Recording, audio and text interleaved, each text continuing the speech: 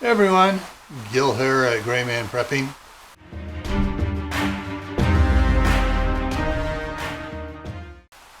In this episode of your prep for today, I want to talk to you about paper utensils. Some of you are going, what? Yes, they make biodegradable paper utensils, so you don't have to use plastic. They're also, besides being biodegradable, they're also, they can be tossed in like in a campfire or whatever and not put out toxic smoke.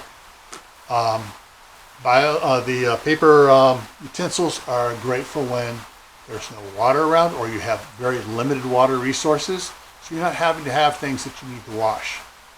And they are making great advances in the different types of paper utensils. They actually last a pretty good while before they start getting soft stuff. I mean, you can actually have one and eat a hot bowl of soup and not worry about it breaking down until you're a while after you're done. All right, so that's just a little quickie for you to think about. Paper utensils. It may or may not be something for you, but think about it, and if you need it, get it. All right. So before I take off, I want just a couple things to remind you. Keep adding to your preps: water, food, medicine, clothing, and skills.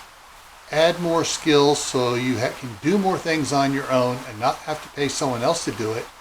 And if everything goes in a handbasket, you have skills that you can trade for other things.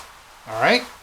Okay, so as I take off, I'm going to leave a link to my other channel, Camp Patton Family Compound, up here. The Prepping for Beginners, Beginners playlist up here, and the Prepping in Private playlist down here. Take care, stay safe, add to your preps, get more skills, and we'll see you around.